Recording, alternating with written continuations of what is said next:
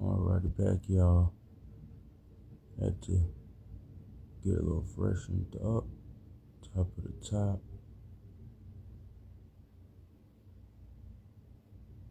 Day 2 with this, man.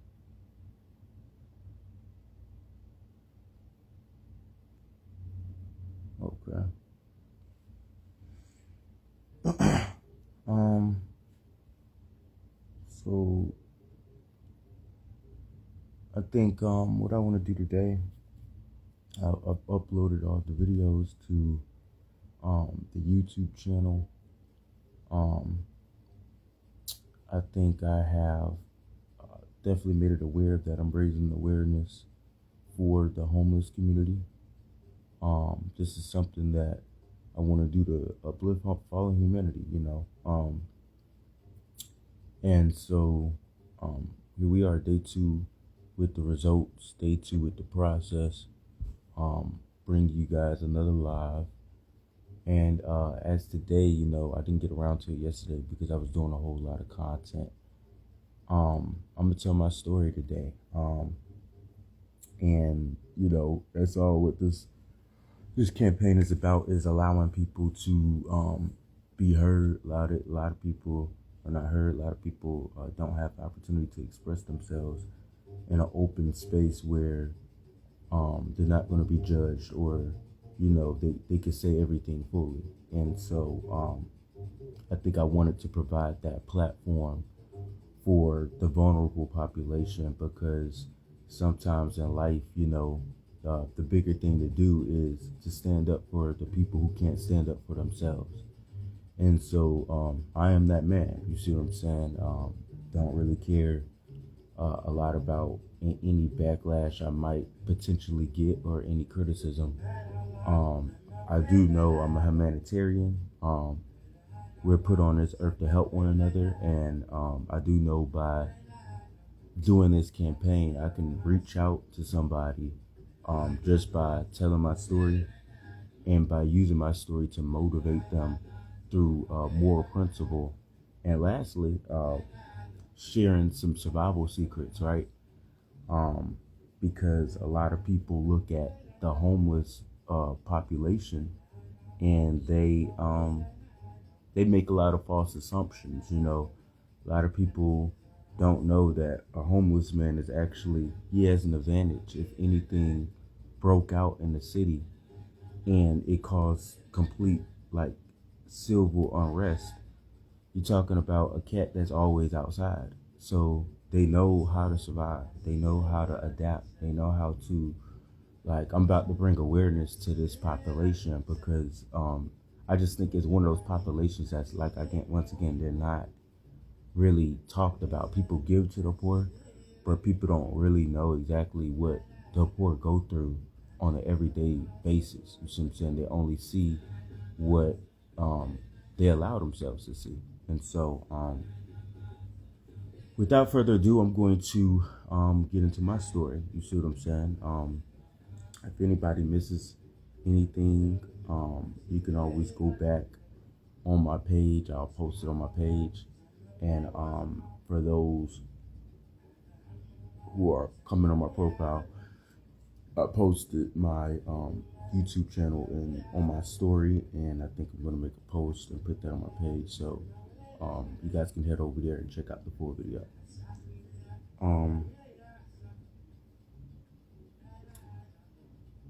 My original name was not Abdul. A lot of people don't know that. And we'll go ahead and, dive in. Let me see here. Where should I start? I'm gonna start that every beginning doesn't have every beginning is not bright, but boom, I was adopted. It all started when I was 3 years old. Really less than 3. When I was less than 3, I was already going through it, and didn't know I was going through it because I wasn't even conscious to what was around me. Right? When I was less than 3, I was an orphan. And it wasn't until 3 years old I was adopted. um, to what I thought was a family. Um, as I got older, kind of speed things up a little, um, I realized that we were growing up a little differently from the other kids, and that we couldn't do like what the other kids were would be considered normal, right? And I'm gonna be honest, be completely honest. A kid would be a kid. You see what I'm saying? Was I a perfect child? No. Did I act out? Yes. In my childhood, let me see here. I'm gonna be honest. In my childhood, I was a problem because of three main things. I'm gonna be honest. I was a thief. I was me, and you know, you look at my disciplinary records from the school system. A lot of I never got like in a fight or anything like that. All of my disciplinary reports were usually because of what they would consider bullying, but I wasn't a bully. If everybody know me, why I get that further down the line. But anyways, boom. I used to steal as a young man, and I no longer do this. I used to steal as a young man because I felt like I didn't have and I needed to have. And um, quite frank, I used to steal clothes. I used to steal shoes. I used to steal phones. Um, I did what I had to do. And this started like around, I would say, middle school. Elementary, small little knickknacks, but for the most part, most of my childhood problems started, you know, in middle school. And so, um, speed it up. In my eighth grade year, my adoptive father passed away. And I'm going to take a brief moment just to kind of elaborate into how that kind of had an effect. So, everybody who knows my true story and follows me, they know that boxing was not even my real. That wasn't even my calling. That wasn't really my passion. You see what I'm saying? That was a choice I later made because of somebody else. And my original sport I gravitated to was football. You see what I'm saying? I gravitated to football. You see what I'm saying? And after my father had passed away, you know, my father was the only one who was teaching me like football. My father taught me a lot. You see what I'm saying? Um, Impeccable, like very impeccable, very knowledgeable person. Taught me how to play chess. Um, you know, I'm gonna be honest. 80%, let's say 80% of everything I learned came from my father. Like the rest was just going through it. You see what I'm saying? Living with my mother and picking up on stuff, and I kind of get to those things in a moment. Um, Similar to, if you pay close attention, you watch Dane's story. This is where our stories begin to come a little similar. You realize Dane mentioned that he had the best of both worlds.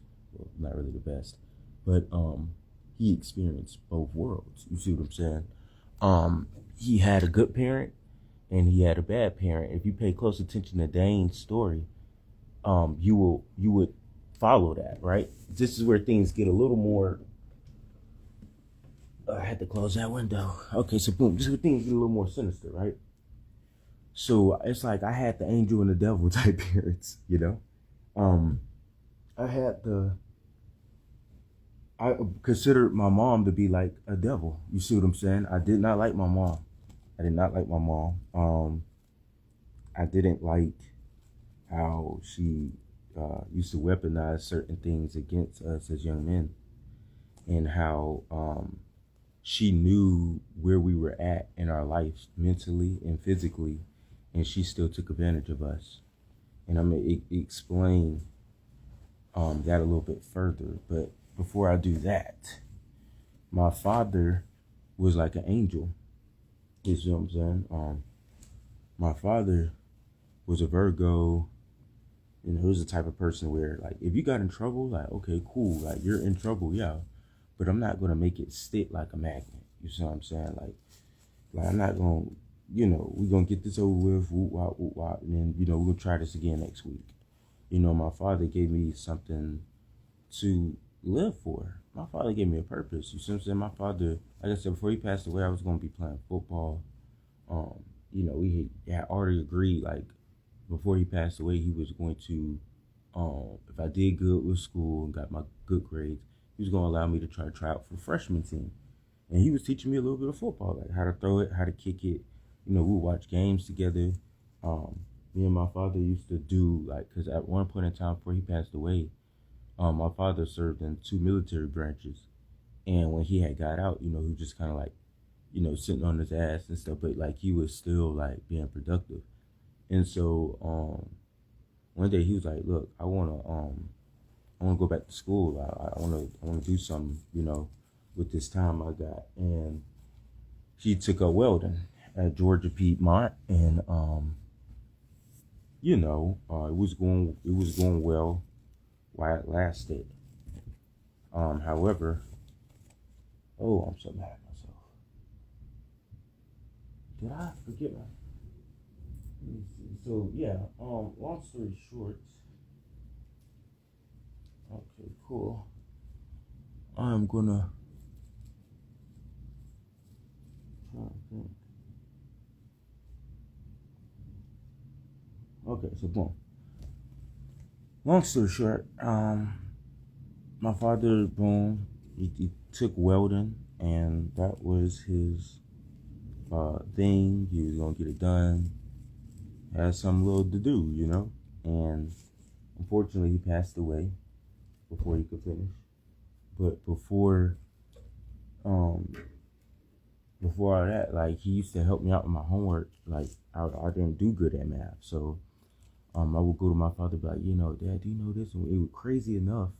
One of the biggest struggles I had in math when I was younger, I remember, was fractions and decimals. And I remember my father taught me fractions and decimals just by using real life analogy at the gas pump.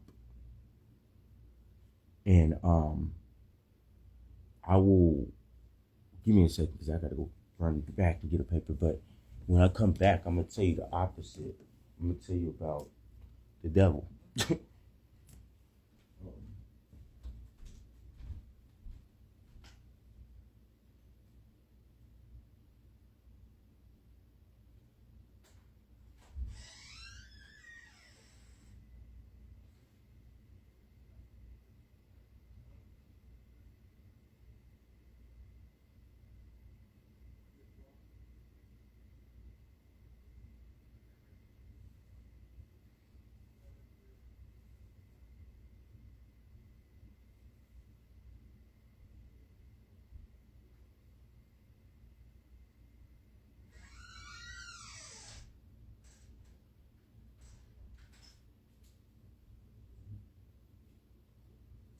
Okay, we're back. So, boom.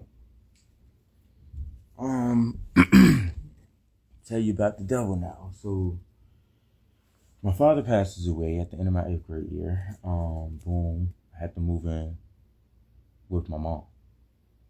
Um, First night I got there, my mom took the tablet. First off, it was like a tablet. I believe she had like brought me or something like that. Boom. She took that. She took all of our phones because our father allowed us to have phones. Our father allowed us to lead somewhat of a normal lifestyle. You see what I'm saying? My father was goddamn. My father taught us like pretty much live your life but do well. You see what I'm saying? And have something to look forward to. And I remember my father used to have a PlayStation 2, and that was the last time I played a PlayStation. Um, After PlayStation 2, I didn't come back to video gaming until like really around PS5, to be real with you. And my father used to use the PS2, just to kind of motivate us. Like, yo, you do good in school, on Friday you could play the PlayStation, and it was kind of like it kind of kept us out of trouble, kind of kept us on the right path. Us wanting to do sports and things like that. When I got to my mom, complete opposite. Um, Now keep in mind these are my adoptive parents. These are not even my real parents. Um, Whole time I'm gonna get down to the bottom of that too, of my real mom, and because with the help of my older brother, I ended up uh, uh, being able to be reconnected with my real mother and my real family. Unfortunately, I still have not found my real father, um, and I had to say I might have already missed him. He might have already left this earth plane. Um, and if that is so, even though I never met my father, I think I want to use this opportunity and moment on my platform to say thank you. And it sounds stupid. People, why are you thanking a father you never met, you never seen? I say thank you because he gave me the holy breath I'm breathing right now, and if he didn't create me, I wouldn't be here in front of y'all today to even do what I'm doing. And so, in short, I would say, like I said, my adopted mother, she was a very, very, very, I don't know, like bitter or angry woman. Now, here's the difference. My mother, I'm not gonna say was rich. She was extremely wealthy. She had a three-story house, three-door garage, swimming pool, two kitchens. Um, I think it was like 8 bedrooms, acres of land, a basketball court, home theater. My mom had it all, right? My father was set. My father was just well off. My father and before my father passed away, they had got separated, and they got separated because I remember the day the argument broke out. The argument broke out was because my adoptive mother took some money out of my adoptive father account without letting him know, and all he wanted was an apology. And my mom kind of like fought him down on the teeth, like it was really his fault for saying something about his money. And so I remember at one point she was like, "Oh well, I'm sorry," and I was like, "That's not how you." Even as a kid, I was like, "Bro, that's not how you genuinely apologize." You see what I'm saying? Like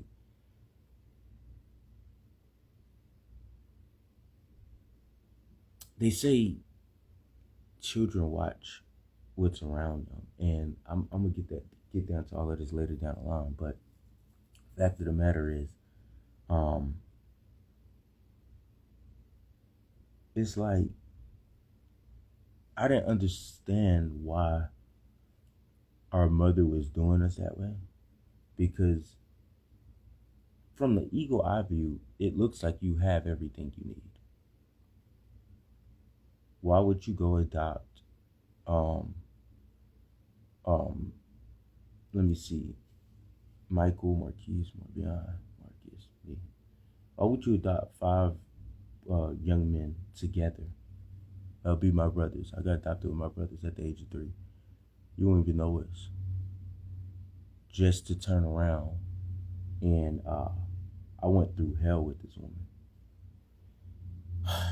I went through so much hell. I'm going to just start explaining.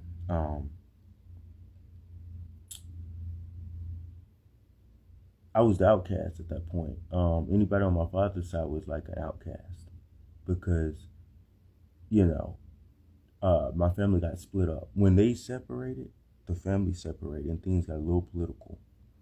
And so you had a group of my family stand with my father and a group of my family stand with my mother. And I must just say what I think really happened in psychology. I think one group thought it was better than the other because, and I think one side tried to choose a particular side. I'm not going to be particular.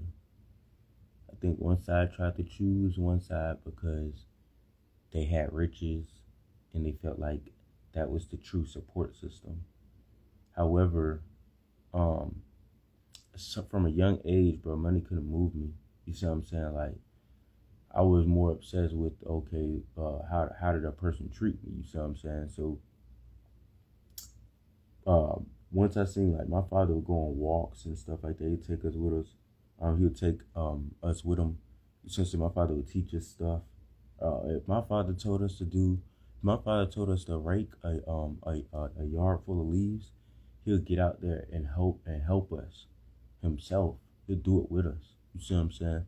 This isn't just do as I say. You see what I'm saying? Not as I do type program. My mother is the opposite. My mother sat on her ass, never got up to tend to her house. She just used us, bro. We was like the maids and the butlers. Oh, clean this, clean that, whoop wop, whoop wop, whoop wop. And some of the conditions were kind of harsh. You're talking about acres of land, and you're separating children up on these acres, and you telling them, oh, you can't help each other. What type of psychological shit is that? So you got people outside, when it's windy, when it's cold, getting sick, trying to rake leaves all by themselves, and they shouldn't have to do it by themselves when they got a whole band of brothers and sisters that can help them. Doesn't make sense. Boom. Then, she was able to turn brother against brother. Food was used as punishment. I remember, I was so skinny, and this is so true, bro. I was 75 pounds. I was so skinny. A lot of my friends would worry about me, bro. This is true, bro. And if my friends see this from high school, they'll let you know. The only thing that saved me, man, I'm going to keep it real. Only thing that saved me, thank God for, it was a guy named Coach Gregory. The Newton High School wrestling team saved me. And I snuck and did certain stuff I wasn't even supposed to do. But I told myself, I can't let this woman take the literal life force out of me. I got hit, I was getting hit by this woman. I'm talking about bloody. You see what I'm saying?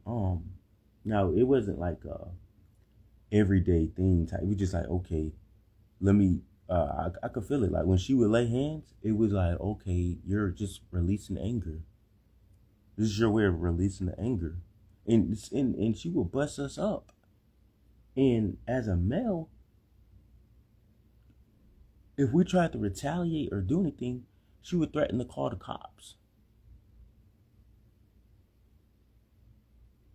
And the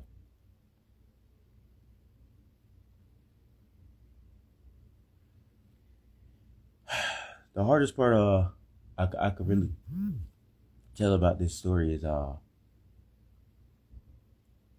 after my adoptive dad passed away, and I thought I had already lost one of the truest people that didn't even know me, really, from a can of paint.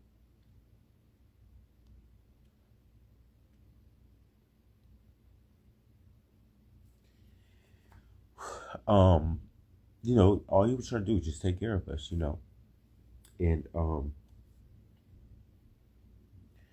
he was successful, we stayed out of trouble, we were happy. We had our goals and dreams, I just felt like our life got cut off. Whew. Our life got cut off after this, and I apologize. I'm getting emotional. And usually, I don't ever show emotion, ever. You see what I'm saying?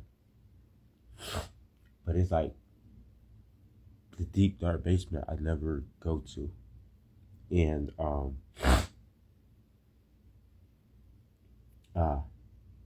I sealed that away in the back of my head, and just when I thought I was getting over things, my my real brother, my blood brother I was adopted with, got murdered at the age of 18. And it was a hard time. 1 year right after my father got my father passed away. And that was my closest brother. That was the brother that he really understood me, man. Like, we had similar lifestyles. I used to gang bang. I used to gang bang hard. I didn't do it to look cool. I didn't do it like for every other kid. I was doing it because I was fucking struggling. I didn't have a lot of kids were allowed to work. A lot of kids were were taught how to drive, or their parents was like, okay, you could do this so you can grow. So later on in life, you ain't gotta fall and hit your head. And I didn't have that in my corner under my mom, and so my mom didn't teach us how to drive. She didn't teach us anything, how to cook, how to file taxes. The only thing this woman did was lock us in a room for 20 some hours a day and put tape over the windows so you couldn't see out of it, and not turn on the AC so to make your fucking life miserable. In a big ass house that you should have been living comfortable. You see what I'm saying? You couldn't have friends.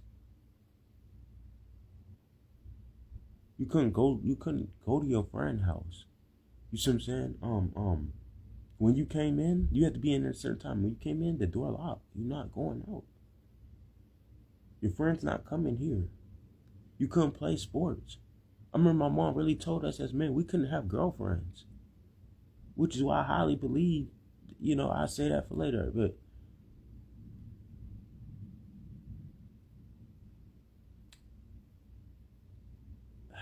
we couldn't have phones. We couldn't watch TV unless we had something called privileges, which was really earned through favoritism in grades on a paper to try to make that individual look good. I remember I told my father, I said, came home with a C on my report card in math. I think I was taking like algebra or something like that. And I remember I told my dad, I thought I was gonna get in trouble. I said, look, man. I said, it's the best I could do, man. It's not. This is not my strong suit. And remember my father said, bro, if the C is the best you could do, the C is the best you could do. It's still passing. And I don't know. I think I appreciated my father so much because after he passed away, I could see everything of what a good parent was and what a bad parent exactly was. My father used to show up to the schools, like, bro, my father would show up to parent-teacher conference meetings. And when I say he wasn't that type of parent to just immediately like take sides, like, bro, my father was just, bro. My father taught me how to be just, how to be fair, how to goddamn be a man in times of adversity, even when nobody is watching, even when nobody like is going to stand up and applaud you, or even when you think nobody's noticing, bro. He's like, bro, man, look, bro, my father instilled levels of confidence in me before anybody else could really do it, And once again, they didn't even know me from a can of paint, really.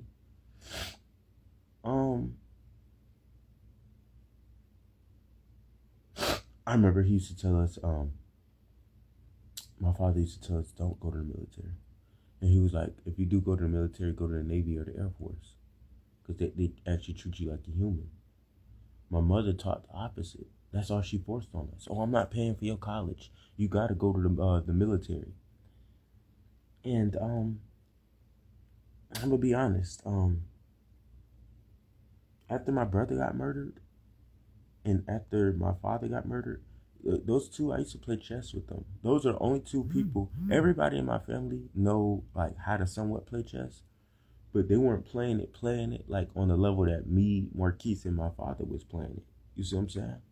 Like, bro, we took that game seriously. Like, we'd sit down, and that was our way of bonding, bro. We would laugh, we'd make jokes. You know, when you're about to win, you know, my father would, you know, sneeze and knock over the board. You know, it was all fun, bro. Something to look forward to, bro. Bonding. My father brought my brothers together, and my mother separated them. And so, to keep going down a little bit of the darker story, um, I was recovering from the second blow of my brother being murdered. And I went to military school, got out, I had graduated early.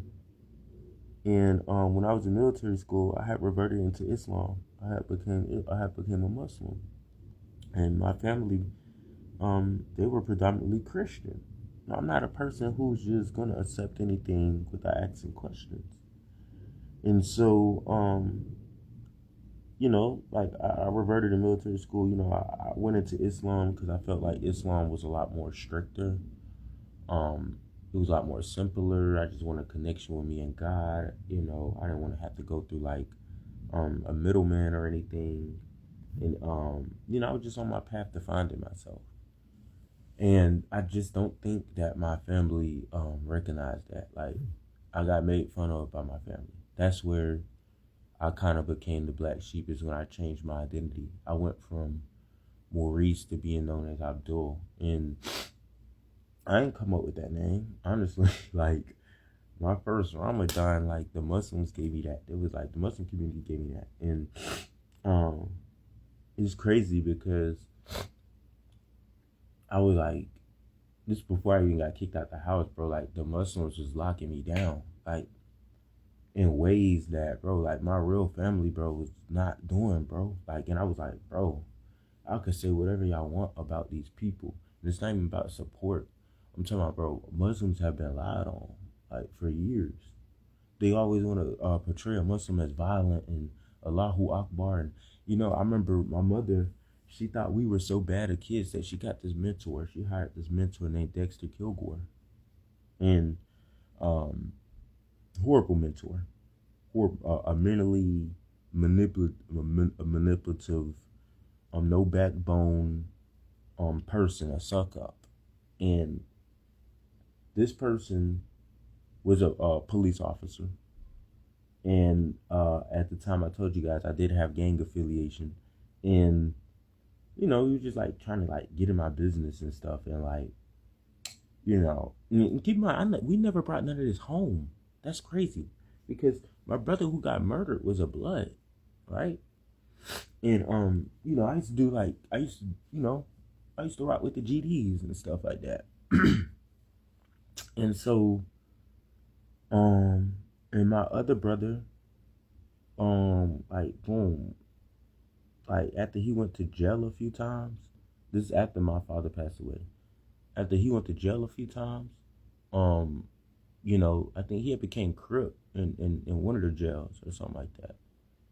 But so you had three different, you know, gangs or organizations, whatever you want to call it, under one roof, but we never brought that home.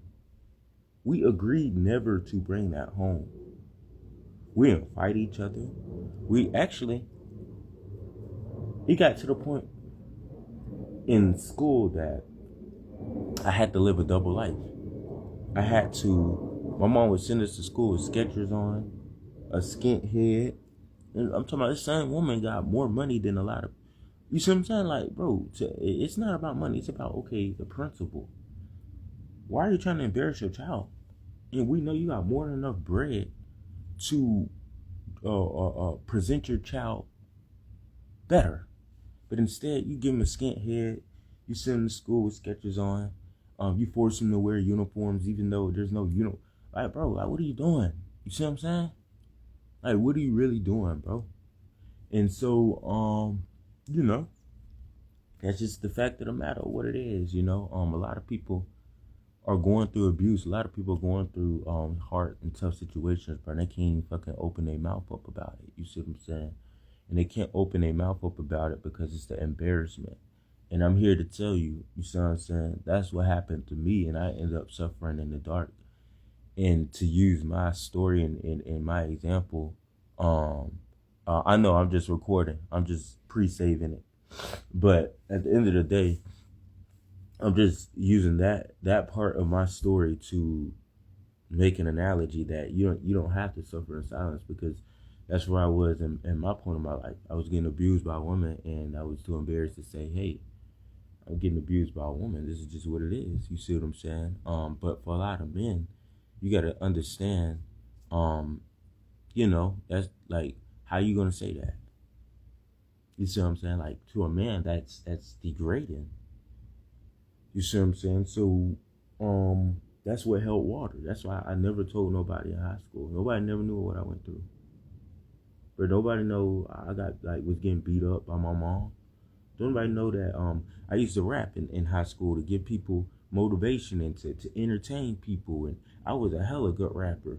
That was one of the things I had to give up on. My raps used to get burnt in the fireplace. My mom found my rap, boy, burnt, gone in front of your eyes. What you created. You say, oh, mom, I want to be a surgeon. Oh, man, how you going to do that? And you can't even do this. You see what I'm saying? Like, my mom never was like, come on now. Or she'll she'll kill your every dream. She'll kill it off. Kill it the fuck off right in front of you. And this is just, bro, I realized, bro, this woman, she drove me to the brink of suicide as well. I don't tell people that either. When I came back home from military school and I had reverted into Islam, and my family was predominantly Christian, oh yeah, it was even more on. You see what I'm saying? I got laughed at. I got ridiculed. Fucking anti-Islamic jokes were made. My mentor, I'm calling you out, Dexter Kilgore, stated that my people is the reason why America was suffering. I had my Quran was taken multiple times. To my belief, I feel like one of them was burnt. My prayer rugs were taken. I had to pray on a towel that you dry off with. My prayer beads taken, confiscated, collected. I was left in a room that I could not come out of. This is where I made the hard decision. And I said, I need to do something about this. But before I even made that decision, I had let her drive me so far into the dirt because my brother, I was already feeling shitty. You see what I'm saying? My father passed away at the end of 8th grade. And then the following year, my brother got murdered. And then I was getting abused by a woman. I couldn't leave home. Then I tried to ask my mom to emancipate at the age of 13. She said no. She kept me there just to keep abusing me. I tried to leave. I tried to run away. I had to come back. If you realize, the brother in the other video said, I ran away because it was hard, but I had to come back because as children, you don't know where to go. You ain't never been in the open world, so how you going to know where to go? So you have to run back to your problems. And so, boom. Yeah, that was going on. And one day I got so fed up. I got so tired that I said, man, why am I here? I'm getting my ass kicked. I got nobody else here who care about me. I don't know my real mom at the time. I don't know my real father. I'm just a question mark. I don't even know my real name. And that was crazy. I knew I had a different name, and my mother would never tell us. My mother deliberately, and when I found my real mom, she was looking for us. But they changed our name immediately, amended the birth certificate, and that threw her years off. That threw my real mom years off. Like, I got a Rapunzel story. Like, I didn't get back to my mom until I was 20-something years old. You see what I'm saying? So at the end of the day, oh, I was getting ready to kill myself. One day I got so tired, I got tired. I had nobody in my corner. And I was fucking a teenager going through all of this. Had to, you see what I'm saying? I was just like, that's it. One day, I had got so sad because I used to go to the mosque and I used to talk to brothers and I used to tell them what was going on at home.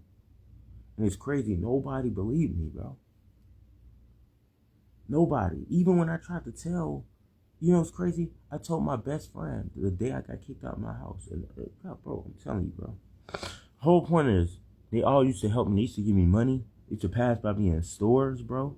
They used to goddamn like, lift your head up. Even by my mom, bro. They like, bro, lift your head up, bro. Like, bro, you got a lot to live for, whoop wop. And they'll see how my mom doing me, but they was like, bro, they knew how to play it so gangster, bro. They like, oh, you take this money, bro. You gonna be all right, bro. Keep your head up. Hang in there, bro. You got just a few more, you know, I promise you, bro. When you get out of that house, I guarantee you, bro, you're gonna take off, bro. Don't let her do that, bro. And I was almost at breaking point. I was almost there. One day I took a knife upstairs. One day I had some money, and I was so just fucked up mentally, you know, about everything that was going on, that I went into the grocery store and I brought a cake. I don't know why I brought that cake. And my mom was like, oh, she almost didn't want to let me get the cake. You know, oh, well, you can't buy that. Where'd you get that money from? And I said, I got this from a Muslim brother. She be like, oh, that's them some Muslim brothers. Oh, you know, one time I got kicked out the house because I really told them, yes, bro, like, bro, the Muslim brothers caught on and said, bro, you can sleep at the masjid, bro. If it get bad, bro, and you really got to run away, bro, you can sleep at the masjid, bro. My mentor, he encouraged me to, my mentor, we ain't shit. He weren't even a real mentor. He was just like silently, mentally abusing us with the woman. And because he liked her. And, you know, he would just tell us, he would just tell me like, oh, you know, if you really trust the Muslims that much, don't come back home. And, like I said, a lot of people come back home because they don't know what the fuck going on. But long story short, I took a knife one day. I had brought a cake with the money that a Muslim brother gave to me to just kind of like, you know, keep my head in the game. And I took it home and I was looking at the cake and it made me so depressed. It made me depressed. It wasn't the concept of the cake. It made me depressed because it was at that moment I realized that, like I said, I had nobody left who gave a fuck. Who really even understood me. You see what I'm saying? Everybody else had a false assumption. They thought, oh, man, you just became Muslim to look cool and whoop wop and yada yada yada. And I'm like, bro, look, I'm just trying to find myself. Why can't y'all just have y'all peace and I just have my peace? I got taunted around that house. Got laughed at, bro. Like, what do you mean? Well, I took the knife, went upstairs, and I closed the door. And all the thoughts come running to my mind, all my demons. And say, look, why are we here? What are we doing? This bitch don't care about you. You might as well cut that wrist. And I believed in reincarnation. I said, you might as well cut that wrist and come back on the other side. And if you don't come back on the other side, bro, I mean, I hate to say it, bro, at least you with your dad and your brother, bro. They not suffering. They ain't got to put up with this woman fuck shit. And they ain't no.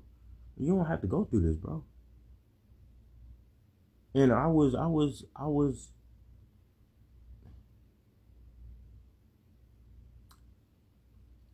seconds away from taking my life. And my brother comes upstairs. I remember I had locked the door. He knocks on the door. He said, Mom wants to see you.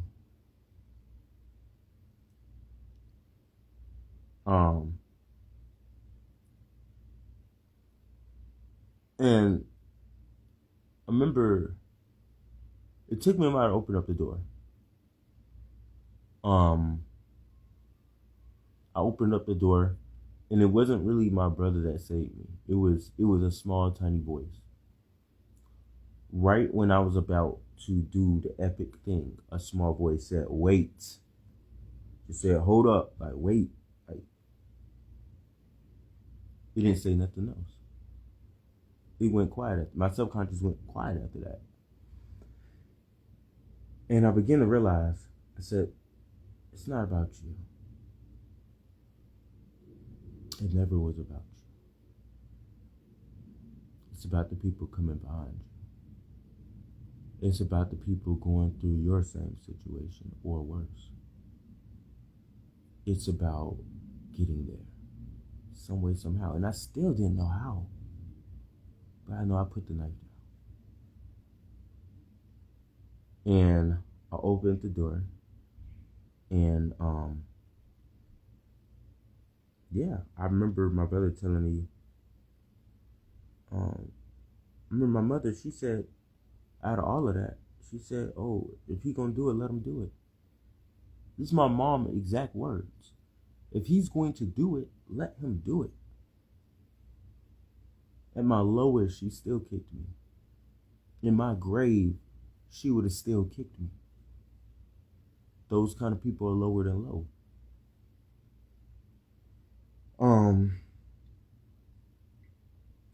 And that's the fact of the matter. See what I'm saying? Remember the police were called. Police got there. I remember at the time I was younger, I had a better build. And police came in and said, what's going on tonight? And I said, officer, I'm just not feeling right. Said, you want to go get checked out? And I said, no, I don't. I really didn't. I thought I had the answer. And he said, are you sure you don't want to go get checked out? And I said, I don't want to get checked out. And my mom said, make him go. Police took me. I thought I was going to jail. They put me in a facility. A level 1 facility. When I first got there, I quickly understood what the game was. This is a timeout. That's what this is. I was asked, are you a sad boy or are you an angry boy? And I quickly realized the difference. One energy is used to suppress you, and the other energy is used to burn you. But both of them is not good if you look at it into a negative context. And so I told him, I'm a sad boy. I've always been a sad boy. Nothing's been going right since I took my first breath. I don't even know my real mom. I don't even know myself. I'm a question mark. I don't even know my real name. If I died today, who would really care?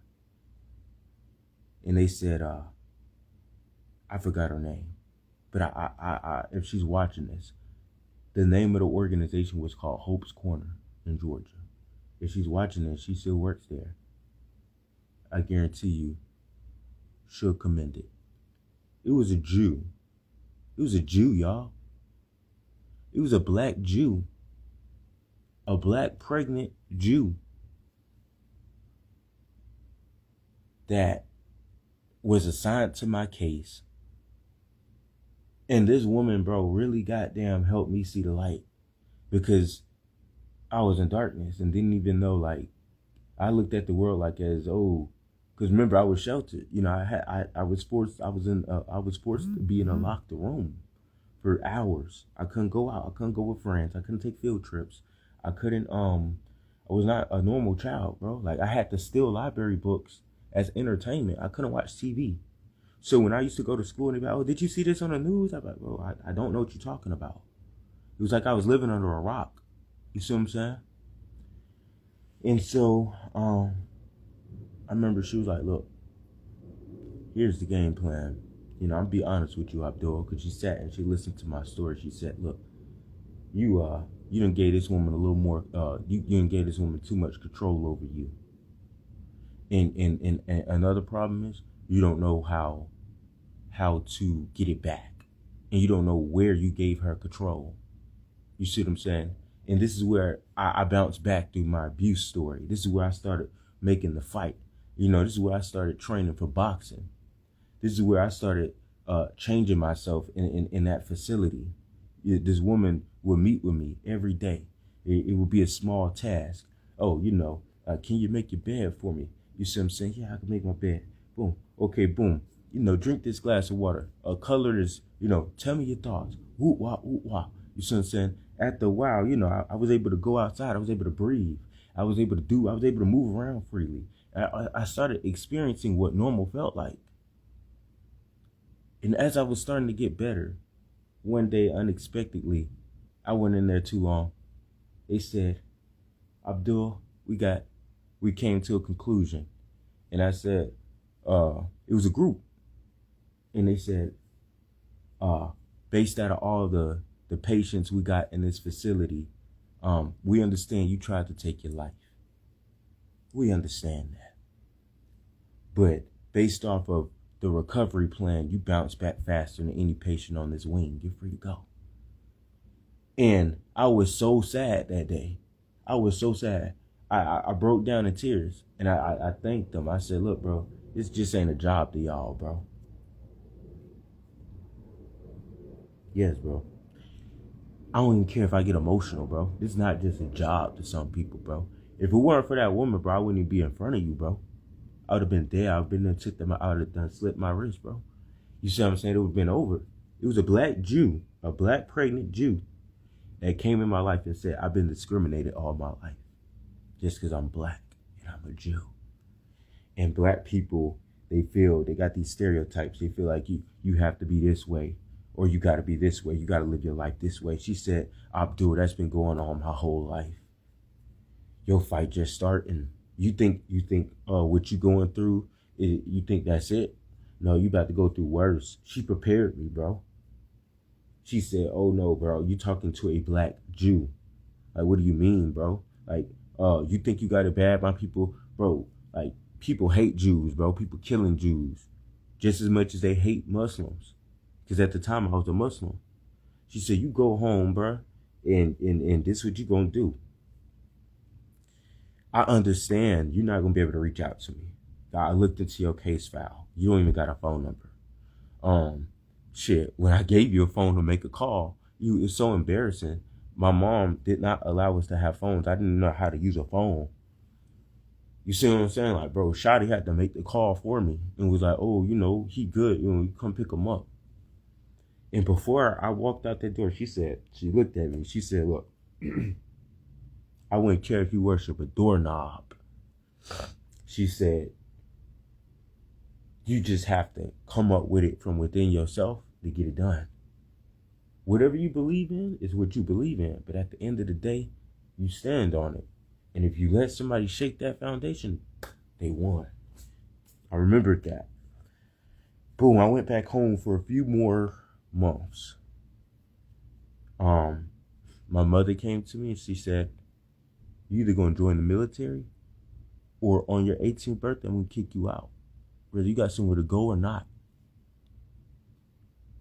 And that beast mode just cut on. I just got tired of the bitch. I got real tired, bro. I understood when I first walked through the facility doors and they asked me, are you a sad boy or are you an angry boy? And I said, I'm a sad boy. That Jew said, okay, I need to turn that sadness into anger. Because when you get angry as a man, then shit gets done. All that sad shit, all that crying, there's a Chinese proverb, you can cry every tear that you want to, but when that last tear drop, life still moves forward. So I stopped feeling sorry for myself. I stopped being a victim. In that day, I decided to be a victor. I said, fuck that bitch. And I don't care how nobody goddamn feel. I said, bro, I'm not about to respect or bow down to nothing that's not giving me energy. It's not adding to me. It's taking away from me. And it would have crippled me. It would have broke me. It's time to fight. I didn't know shit about boxing. I went to the library. I stole a library book. And this library book was a Muay Thai book. It wasn't even a boxing book. I taught myself Muay Thai out of this book. You see what I'm saying? Every day I woke up inside of this room. I was locked in this room for hours, waiting on my birthday, knowing I was going to be kicked out. I had nowhere to go. I was working out. I was hitting. I used to put a jab up. I used to put my mattress up against the wall and let the mattress come and tilt the mattress so it can lean off the wall. And I would snap the jab and to put the mattress back on the wall. And I keep working on timing my jab. Nobody taught me that. I did that for myself. You see what I'm saying? I would work on my footwork drills. I would read this. And I knew one day, I said, look, boxing is a sport where you could be nobody, but you could become somebody if you put in that hard work. If you tell your story, if you take that pain and you turn it into aggression and you use it to get the next person out of their shit. This is not a silver spoon sport. Most boxers come from hard backgrounds. Most boxers were either homeless, used to gang bang, they've been in prison, they had the hardest lifestyles. We just don't choose this lifestyle. Fighting is not something that you do for fun. You don't play boxing. You could play any other sport. You don't play boxing. Because when you got to survive, when you got to fight, when you got to defend for yourself in an open sea with no support system, then you'll realize, bro, you can't stop. So at the end of the day, that's why I started fighting. You know, that's when my mindset got a little bit more better.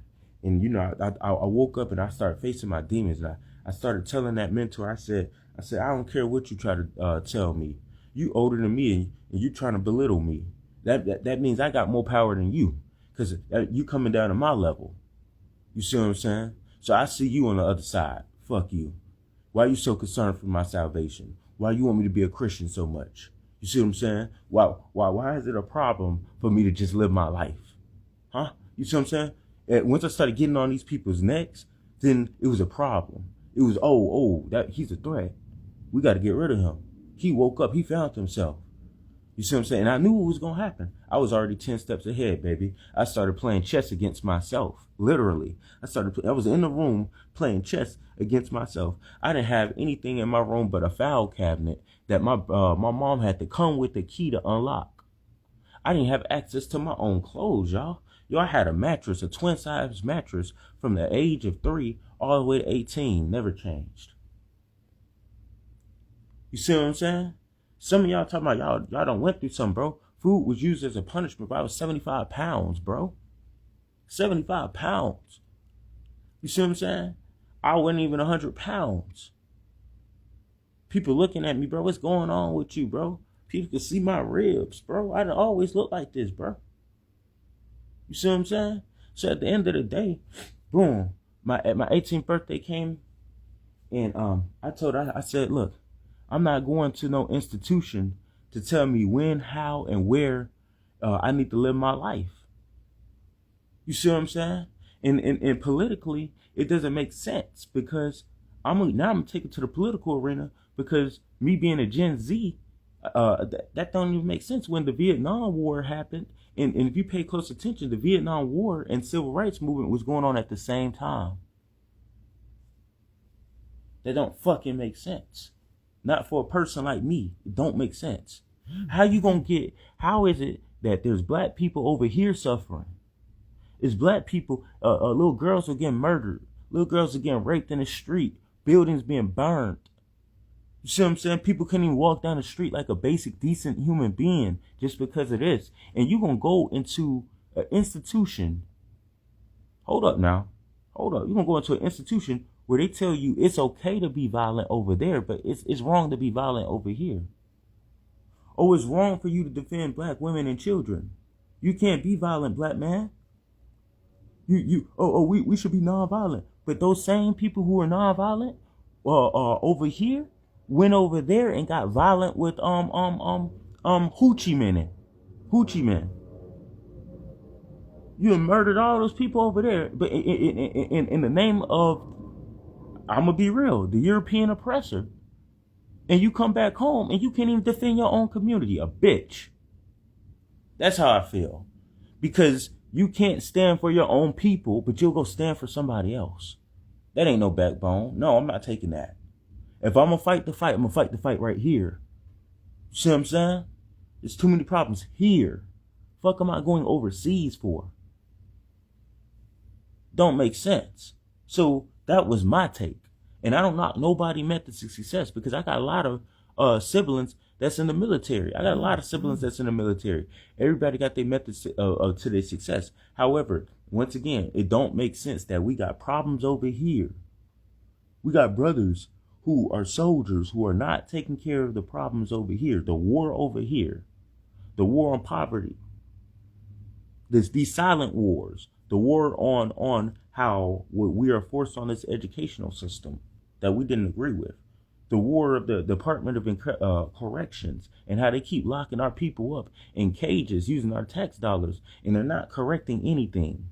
They're turning them into monsters.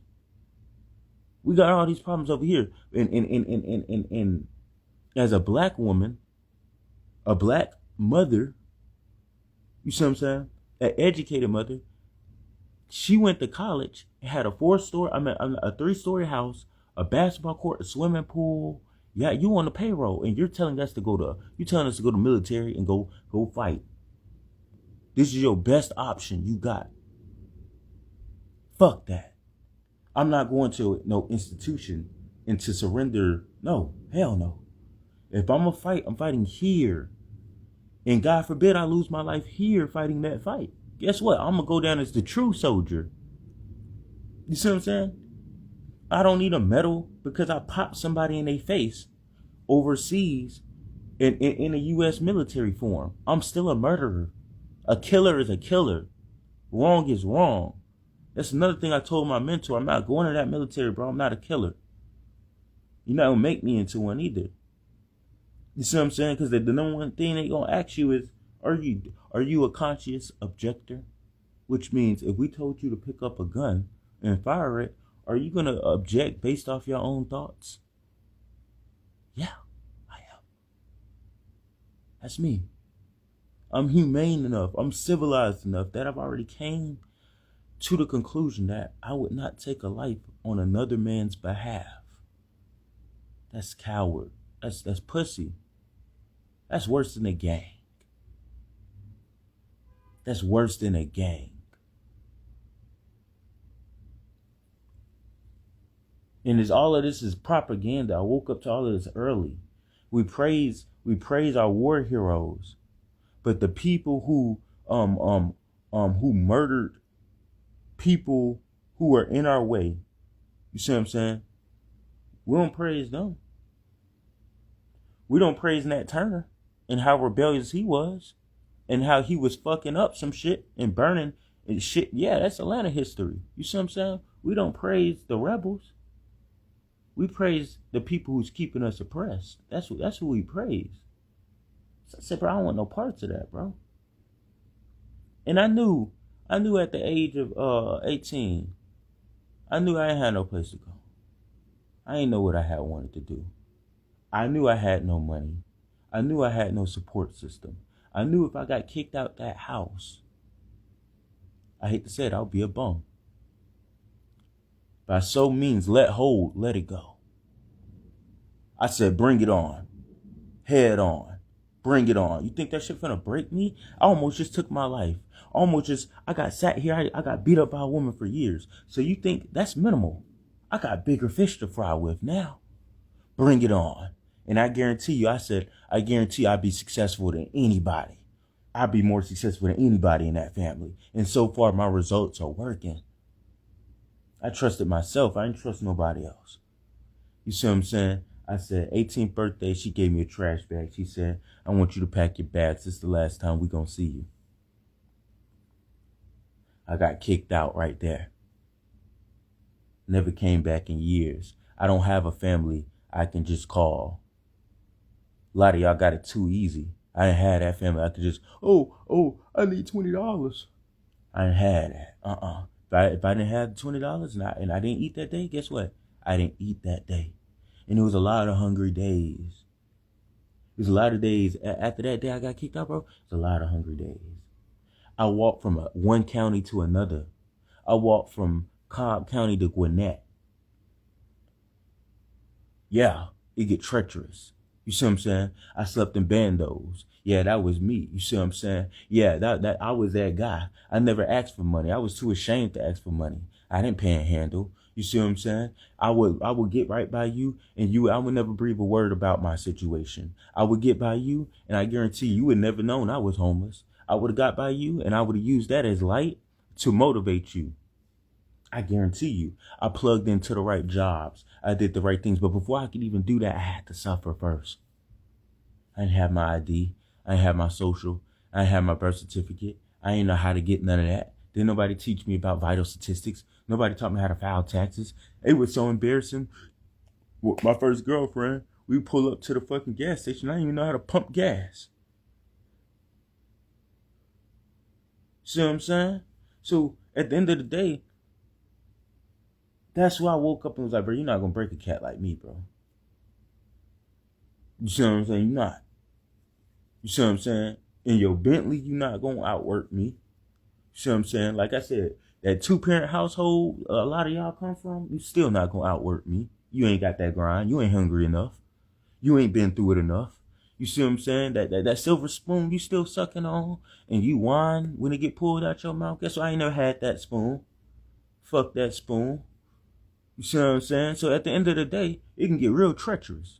You see what I'm saying? I slept out in rain before. I had to go to the Fulton County Animal Shelter and adopt a dog for protection for when I go to sleep. Yo, I had so much. I was so uneasy, man. I would say for about for the next let me see here.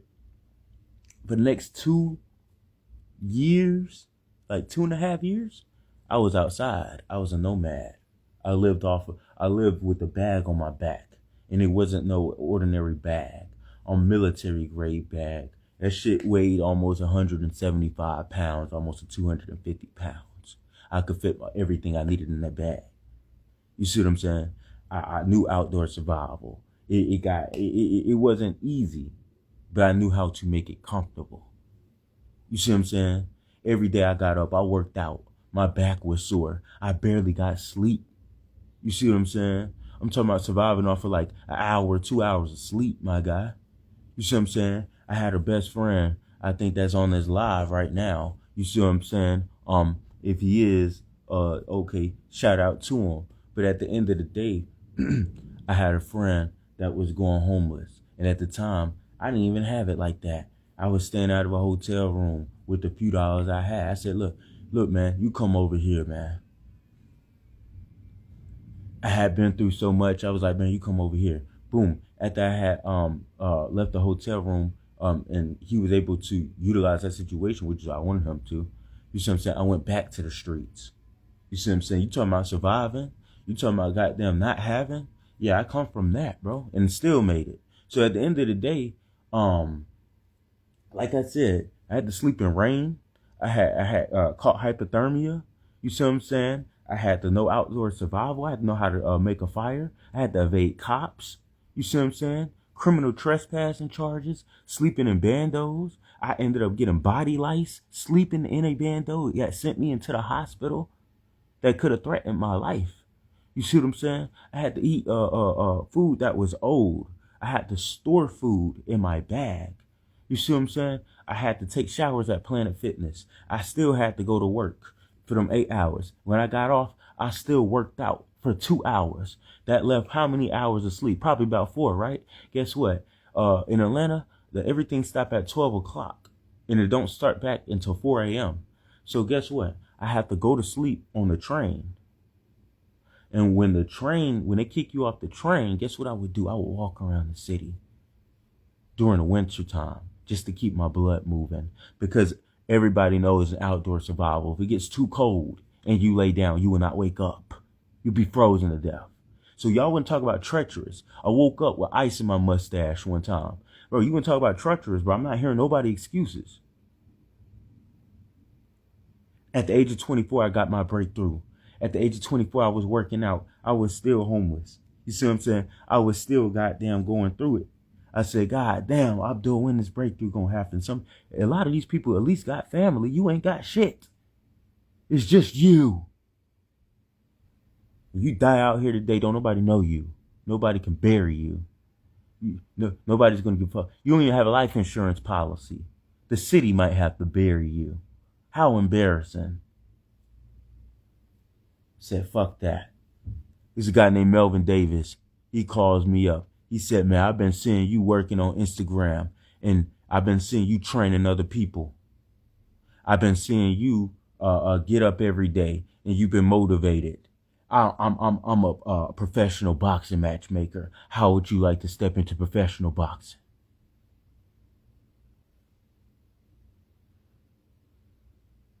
I said, I'm so hungry, bro.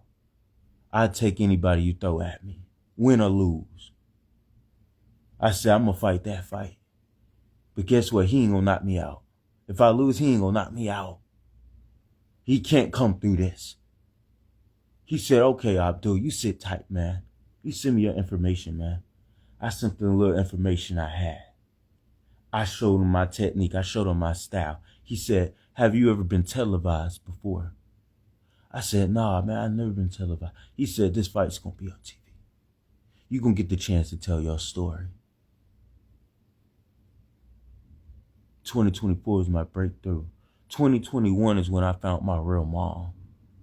And I'm not ashamed to say my mom is still on the same shit. She's still strung out. I can't go back home. But at the end of the day, some people have it easier than that, but still can't seem to fucking win. And it's pussyfoot to me because a lot of people make excuses. I went to Job Corps when I was in New Orleans. I used to travel from city to city.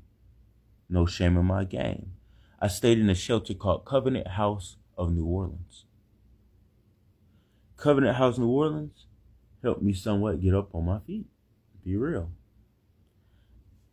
When I went to Covenant House New Orleans, all of my classmates were women. They didn't know I was homeless. They didn't know that. They didn't. And I was one of those type of people. I knew how to go through. I could have only got an hour of sleep yesterday and be completely tired, and you would never know that. I'm not gonna let you. I'm not gonna show weakness. I'm not gonna let you see that emotion. So they never knew. I'm one of the top in the class. You see what I'm saying? I used to study. I was getting the medical knowledge pretty fast. I'm a fast learner. You see what I'm saying? I was getting my medical assistant certification. And I remember one day we were asking each other about, each other families and stuff. And what y'all think happened? Was I gonna lie? Tell them the truth. I told them the truth. I said, look, this is the game. I was an orphan. Y'all might got families. I might got a 2-parent household. I ain't got nobody to call. Like I said, if I died right now, bro, there's nobody to put me in the ground. I might be above ground until somebody just be like, oh, I know, bro. You see what I'm saying?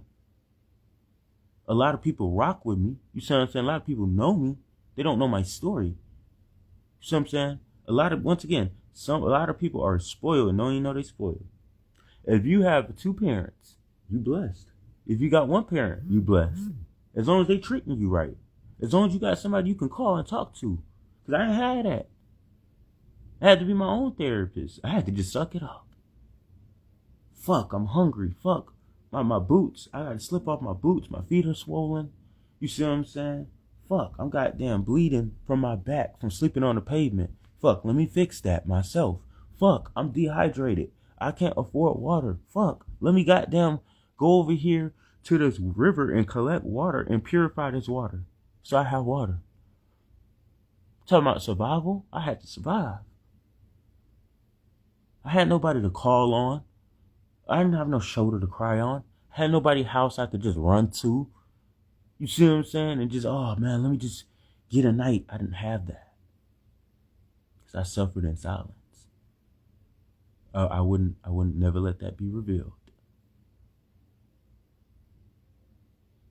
So when, like I said, I was in school and they found that out, I honestly believe I was looked at differently. You see what I'm saying? That's why I never disclosed information like that, because when I did disclose that information, people look at you differently. They look at you like you're the problem. Like they look at you like, oh, why are you homeless? As if you chose to be homeless. You see what I'm saying? Why don't you have a family? As if you really chose that lifestyle not to have a family. People look at you weird for being an orphan. People look at you weird for being homeless. People look at you weird for being broke.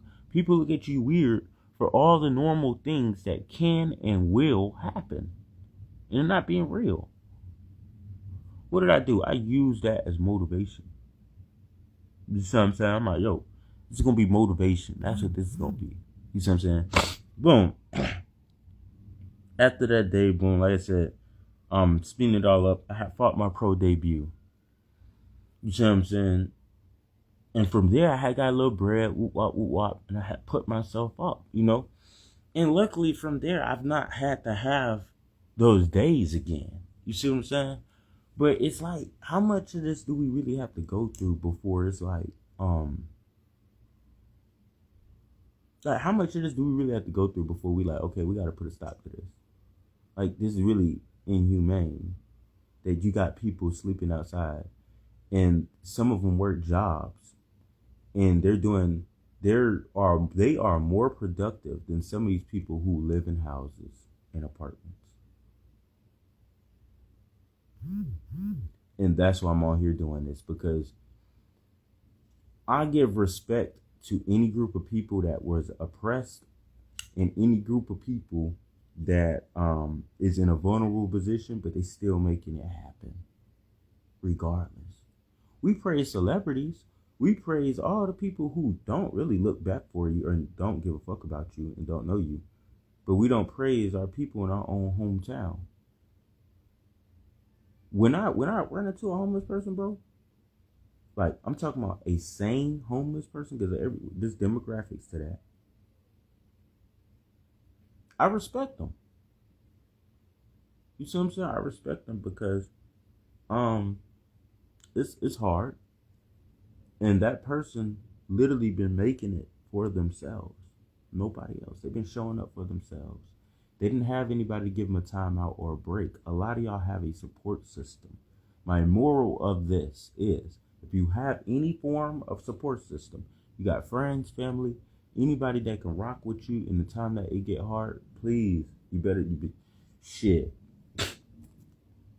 better pull close to them, because God forbid you go through a situation I went through and you didn't have the resources. It would save you that time, energy, and money if you had some people you can call and depend on. You see what I'm saying? And for a lot of us, I would hope you do. You see what I'm saying? But there's a hidden population of people that's being quietly put out and silenced. And these stories are not being heard. And it would never be heard unless a person like me comes along and say, you know what?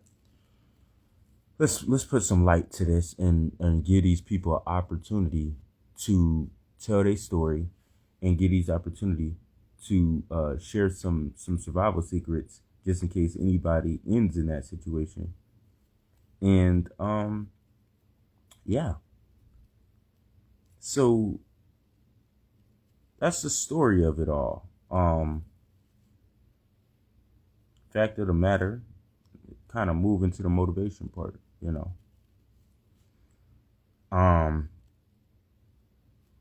Some of y'all don't have a why. Y'all don't have a why. Some of y'all wake up and life is a little too easy, right?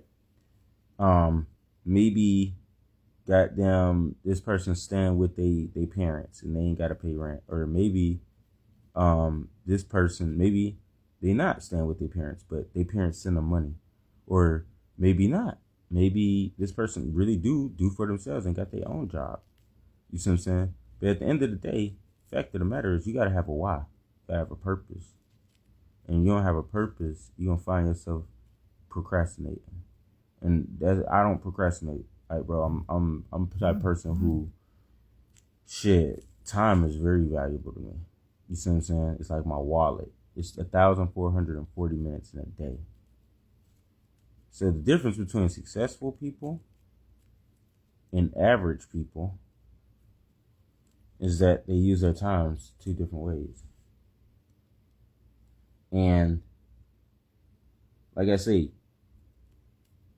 I can name what I was doing in the last few years every day of my life. Some people can't. If I ask some people what were they doing with their life, you see what I'm saying, to elevate them up to their current point. It can't give you an answer. Keep fucking bitches, smoking weed, goddamn, chasing women, and like what? That's not. Like, what are we doing here? You see what I'm saying? There's anybody out there that needs to hear this. You might be sleeping in the alleyway right now. You might be in the library because you ain't got no place to go and you charging your phone. You might be somewhere drying your clothes because your clothes got wet last night. These are for my people who are going through that right now. You got nobody to call on. This is what I say. Start looking at your life and start seeing how are you average and how to break that. All right? Because extravagant people don't have an option but to make it. Why don't they have an option to make it? Because they're not doing everything on an average level, so they're not going to get average results. You must escape the matrix. And I'm not talking about the matrix everybody else is talking about. You must escape being average. That means that you have to go to bed at 8 o'clock and you can't get on the phone with your friends and stay up late at night. That's what that means you have to do. No ifs, ands, or buts about it. And if you don't do it, well, people, what they call people who don't win games and stuff like that. So at the end of the day, I hear a lot of this coming from men and women. You see what I'm saying? I get around a lot of people and they see how my lifestyle changed and okay, now you got this X amount of money, you don't travel here, whoop wop, whoop wop. And Abdul, how did you do it? You see what I'm saying? Like, how did you, now you got an LLC. Now you're a professional boxer. You see what I'm saying? You in New York. You see what I'm saying? All types of shit. Just doors are just opening, right? And I'm gonna be honest.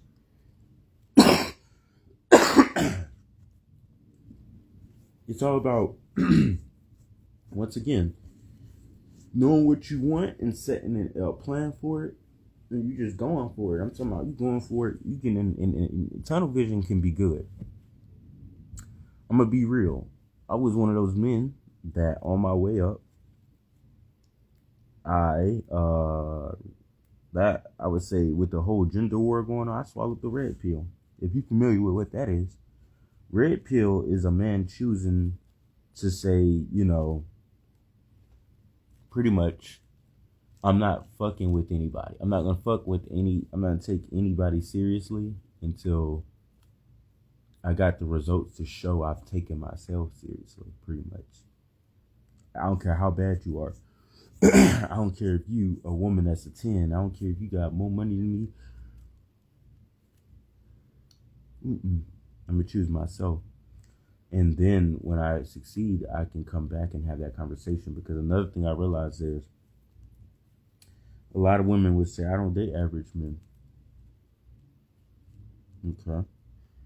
I don't date average men, or you too broke to afford me, or I don't like 50-50. Wow, okay, cool. That was around that time I said I'm gonna pull away from this, pull away from all that. You see what I'm saying?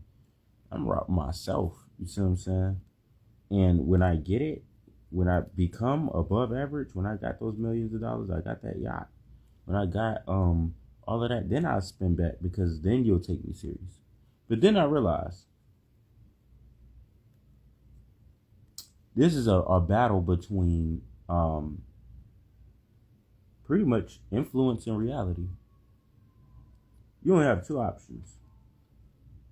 You can either find somebody on the way up, or you can wait till you come up. If you wait till you come up, it's going to be a lot harder because, yes, the women are going to respect you. Yes, but you're not going to know who's actually in your corner, who's for you. That's why the average lifestyle is good. The average lifestyle is good because it's like a proving ground. If you cannot be disciplined in the average lifestyle, you're not gonna make it in the rich lifestyle. You see what I'm saying? In the Bible, they say a fool with no money is a bigger fool with money. So at the end of the day, I woke up and realized that shit was just a gender war thing, right? And so I was homeless for years. You see what I'm saying? Like I said, and if I was able to work my way out of that situation, I've been incarcerated by myself. I'm talking about I couldn't even call my brother. I couldn't call nobody. I couldn't even call nobody for the commissary, anything, right? My whole point is you gotta know how to adapt. That's the last thing I'm gonna say in this motivation segment. Adaptability, man. Adaptability is a strong word. A lot of y'all are, once again, they're too comfortable. They're too picky, too bougie. Oh, here's a plate of food. Oh, I don't eat that. Or I don't like my scallops this way. It's food. You're either hungry or you're not hungry. You see what I'm saying? Or some people be like, oh, I got this free, whoop wop, but I don't like it's free. Why are you complaining about it? Why did you accept something that's free and complain about it? You see what I'm saying? You got to be able to be put in any environment, any situation, at any time, and come up with a solution. I said it yesterday. I said, the best people are the people who are good coming up with solutions to problems fast and effectively. I can end up outside right now in the cold, in the rain, even in the snow, which just had happened. I guarantee you, we can put money on this. You ain't got a better chance of making it than me. I bet I out-survive you. If I made a TV show right now, and I took 10 average people, and I told them, if I out-survive you, you got to pay me. But if you out-survive me, I got to pay you. I guarantee I'll be a rich man. I guarantee you. A lot of y'all AC don't cut on, y'all already stressing. You see what I'm saying? Picture being outside, though, where you can't control the temperature, and there is no AC. Now you have to know survival tactics to cool the body down, which is common sense. All you're doing is just getting like a cloth and wetting it and putting it on your body and let the body temperature come. Like a lot of people think that. I think the problem is we're too modernized. You see what I'm saying? And we feel as though, I said this yesterday as well, we feel as though, God forbid, that's why homelessness is looked down upon, but it can't really be looked down upon because who's really helping? The same people judging you. Like I used to feel bad, bro. I used to remember weekends, man. I used to see families go walking by, having fun, couples and stuff. I used to be the angry, miserable one, the loner, telling myself I need to go to bed at this time. I need to wake up. I need to work out. You see what I'm saying? Whoop wop, whoop wop. And I realized it. I said, this is an eye game. It's all a flex game. That's what America is. America is a big fucking flex. That's all it is. Everybody want to buy. Watch this. Everybody, and I use this most basic example. Everybody want to buy Gucci and Prada, and all the other name brands and stuff. Can barely pay their phone bill, barely pay their rent, but you got them new Jordans on. So you more obsessed with a trend and how people perceive you than just fucking living your life. Like me, bro. Like if I chose not to get a haircut to save some bread, I choose not to. Bro, that's another thing, bro. It's another advantage that being homeless gives you like hella confidence. You see what I'm saying? Because a lot of people gonna look at you. You see what I'm saying? A lot of people gonna be like, oh, what's wrong with that bum? You see why he ain't got no money? Why he ain't got no support system? How come I got it? Why he ain't got it? You can't just assume. Everybody ain't born on the same square. Like my father said, everybody ain't handed the same cards. You see what I'm saying? So when you see somebody bluffing to try to get some cards so they can just play the game, you can't sweat on them. You see what I'm saying? Can't sweat on them.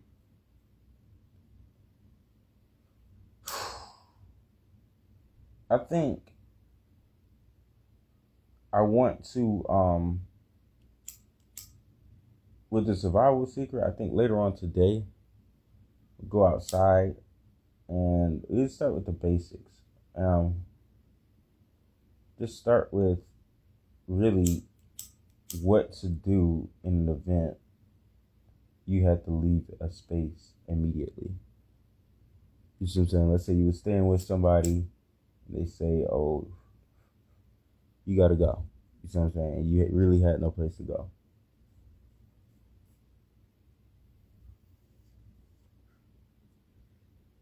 A lot of people would panic. But all homeless people would tell you, off of shared experience, it's about being calm and coming up with a plan. And if one plan doesn't fall through, you have to have a backup.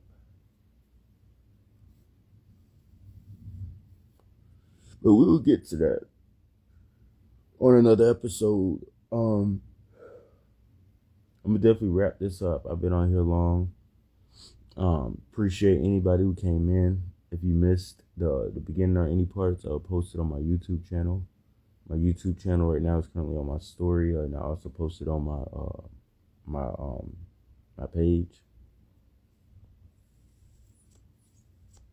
And yeah, man, I hope everybody has a great, blessed, wonderful day. Whatever you fighting against, you keep fighting. You don't come too far to give up. You see what I'm saying? I was listening to E.T. E.T. said, you came this far, you gonna stop fighting, you in pain, you might as well get a reward for it. Biggest fact. You see what I'm saying? But I'm gonna go through something, you see what I'm saying? It's gonna be worth it. And that's what I did. I found out a way how to turn my experience into profit. That's all.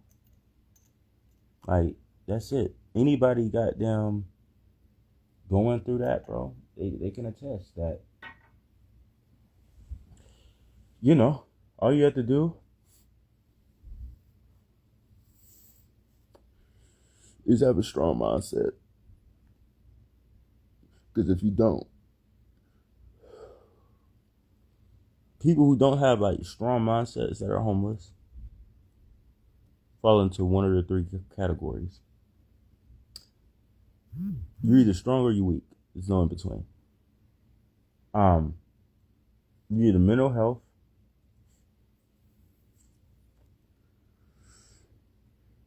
the other half of the homeless population is on drugs, or you have the same population that's homeless, they just don't got a place to go. And then you have, I told you the fourth one is like a bum. A bum is like somebody they just live off an accent. They're just too dependent. They won't do it. That's why they're homeless. They don't know how to do it for themselves. They rely off of other people.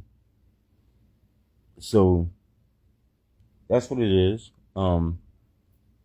Start with yourself. Build yourself. Then go outwards. And just because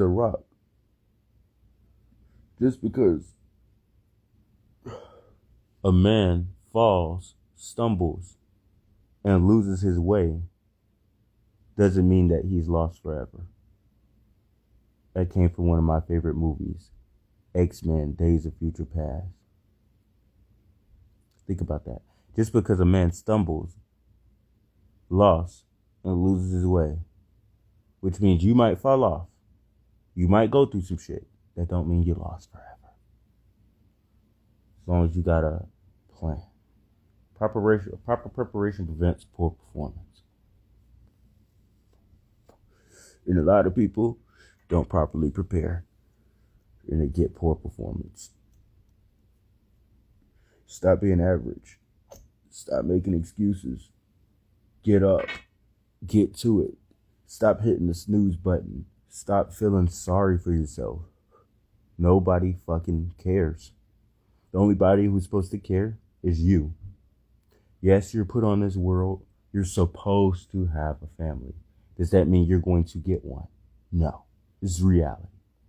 You're supposed to have parents that put up money for you, hopefully, so one day you ain't got to fend for yourself for $1. Does that happen for everybody? No. Can you complain about it? No. Can you blame somebody? Can you say I'm not where I was supposed to be because of this, her, and can't do that. Winners don't do that. Champions don't do that. Mentally strong people, they don't do that. Soldiers don't do that. Just get the job done, right? Just get the job done. You might be at home right now stressing about how you gonna pay your rent. I guarantee you're not stressing like that homeless man. You're not stressing how bad he's stressing. You're not stressing thinking about how he thinking. He got to go to sleep on that cold pavement. You got 30 days to come up with that rent money. Get to it. Stop fucking making excuses and stop minimalizing yourself. Fear is just a limit. It's just an illusion. It's just what you tell yourself you can't do. When I went to the military academy, that is the worst. That was like a cuss word. I could not use that word. What you mean I can't? No, I will. What you mean? No, no. Oh, I don't have the money to do that. You don't need money. Don't need money. I thought I needed money. I thought I needed all the cars and all of that. I didn't need none of that. You got to understand, when you are in survival mode, you will get it. You only have 2 options in survival mode. This is why I'm raising awareness to homeless people, bro. Shout out to them, bro. Literally, bro. I've been there, bro. Not afraid to admit that, bro. Shout out to them. Those are people who only have 2 options. Get up, put in some work, and eat, or stay stagnant, feel sorry for yourself, and die. And I don't mean a physical death. I mean a mental death. I think one of the best quotes I've heard is, some people are born, so some people, they die early. And they die at an early age. And when I say they die at an early age, some people are 30 and still stuck in a 20-year-old mindset. Some people are 18 and still got a 12-year-old mind. Some of y'all holding on some things that is not benefiting you, and you need to let that shit go. I had to let go of that abusive family. I had to let, I ain't gonna say it like that. I had to let go of that toxic family. You see what I'm saying? And it's not everybody in my family. You see what I'm saying? But if something's not serving you, I've hear a lot of people as well in my generation say, "Oh, I don't want to do this because my mom or my dad." I'm gonna be real, bro. You got your life with your name on it. They got their life with their name on it. And if you keep continuing to live your life based off of somebody else's lens and not doing what you want to do, I guarantee you one day you're gonna wake up and that time you had is not gonna be there. You're gonna say, "Oh, I should have did this, but my mom said this. Or I should have did that, but somebody said, oh, I shouldn't do it this way." You keep listening to other people. No, put yourself first. You are the center of your universe. And if you put yourself in the center of that universe every day and you figure out how are you going to master the center, how are you going to be the eye in the middle of the storm, I guarantee you're going to fucking get through it. I guarantee you can go through any storm. You can go through any hardship. You go through any pain. I guarantee you're going to get right through it because you understand who you are, what you are, why you're here, how you came to do it, and where you going to do it. You see what I'm saying? And a lot of y'all, man, y'all give up too much. The slightest wind blow, y'all want to go back inside. Oh, it's too chilly out here. Oh, it's cold. Oh no, you ain't felt cold. You ain't felt cold. Oh, it's too hard, bro. It's not too hard. You telling yourself it's too hard. You defeated yourself. If you say you lost, then you have lost. What I look like as a professional fighter, or what you think about the next match? Oh man, I don't know, man. It's a tough opponent. Fuck that. That might be God himself in that ring. You better give yourself a fucking fighting chance. What you gonna do? You just gonna roll over and just die? You just gonna give up? You really just gonna let them walk over you like that? You just gonna let them, when you were down and out, these people walked over you. You better get your ass up and show these people who walked over you, you still got that shit. And it ain't even just about them. That's just a fuel and motivation. That just sticks to the fire. Your fire is within. You should be feeling yourself. You should not be living your life saying, "Oh, I gotta get it because I want to look cool. I want to have multiple men, or I want to have multiple women." You see what I'm saying? Mm-mm. You gotta put yourself in the center and say, "This is what I want for myself." And once you obtain that, then you can go outside the parameter. Some of y'all are. This is why I say the society is broke. Right? Society is broke. You see what I'm saying? Ain't nobody really got it for real. Everybody just flexing on everybody. What are you buying that $3,000 purse for to try to go around your coworkers? And once again, you struggling. And even if you got a little extra money in the bank, that's money that you could have invested towards something that would have made you more money. But instead, you made a one-time purchase on something that is going to depreciate. Some shoes. You see what I'm saying? Oh, I got to get my hair done. Or, I really need this haircut. You see what I'm saying, man? Fuck that. You can go you go another week. You just care too much about goddamn how people perceive you. You care a little too much about some of y'all, man. If y'all wake up. Some of y'all, bro, if y'all wake up, bro, and one bad thing go wrong, bro, it throw off your whole day. And you can't get your day back. This is like the power of mentalism, bro. Like the power of understanding, bro. You control your existence and your happiness within your existence. Some people throw themselves in a mental jail cell, and that was me. If you listen close to my story, that was me. Yes, they had me in a box physically, but I made it even more worse. I put myself in a box mentally. I had to beat that box. You see what I'm saying? Some of y'all stuck in a box. You were born in a circle, not a box. The circle being a womb. And the circle is a circle of life. It's everlasting. It goes round and round. So it don't stop. You see what I'm saying? So at the end of the day, that's the take. I'll catch everybody on the next one. And if anybody need anything, just reach out to me. You see what I'm saying? I definitely am getting the website made so anybody I come in contact with, anybody can kind of click the link and be able to get access to their name and their phone number as well. Because I'm also doing a what I call a mental connect system. And I will disclose that a little bit later, almost like a pen pal. Like, okay, yeah, this person, outside, you see what I'm saying? They just told their story on my page. We're gonna get their name, contact information, you see what I'm saying? And if anybody want to write them, give them some motivation, you see what I'm saying? Anybody want to donate to them, you see what I'm saying? That goes to them. I'm not taking nothing from nobody. You see what I'm saying? Any donations is not even coming in my hand.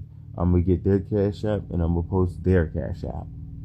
So that goes to them. You see what I'm saying? So at the end of the day, I'm not doing this for any type of gain. You see what I'm saying?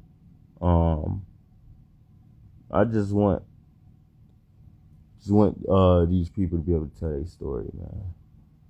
Like I said, man, it's people at the bottom of the bottom. You see what I'm saying? And like I said, you'll never know. You'll never know. And with as much money in America that there is, there's millions of dollars here. You see what I'm saying? Shouldn't nobody be in that predicament, really. Yeah, that's on a whole nother level. Peace, love, and light. You know, y'all have a good day. I'm gonna definitely finish this up. I'm gonna wrap this. I'm gonna save this up. See if I need to do some editing, and it'll be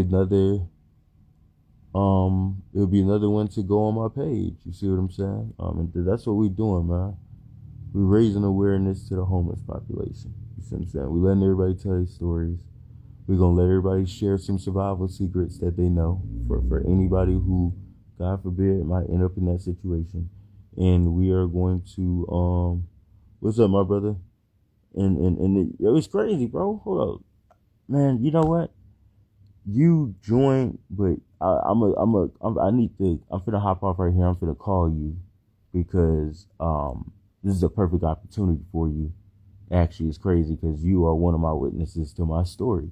So, boom, we're gonna get to it. But like I said, this is a platform that I'm going to share alongside with my boxing career, and I'm gonna bring it all together, man, because I'm not just boxing for me, I'm boxing for everybody who ain't got a voice. You see what I'm saying? I'm boxing for the vulnerable, and I'm boxing to show the people that you could fight your way out of anything, and me boxing is just symbolic. You see what I'm saying? My story is literal, so I'm putting both together, and we're gonna run the narrative, and that's what it is. But with that being said, peace and love. I'm logging off. It's your brother Abdul Shakur Bey on behalf of. I need to thank all of my people, Mass Mutual Aid, James Steele, In-Law Services, my company, myself, and all the brothers and sisters that tuned in today, as well, in my upcoming, in the upcoming, what's going on? In the upcoming temple, the More Science Temple of the Zodiac, in the humanitarian mission of uplifting fallen humanity. With that being said, peace, love, and light. It's your brother Abdul Shakur Bey, the only boxing Bey, only Moorish American in the boxing industry. And we are going to get it from the bottom to the top. You witnessing me on my boxing journey as I tell my story and let other people tell their story. Peace and love.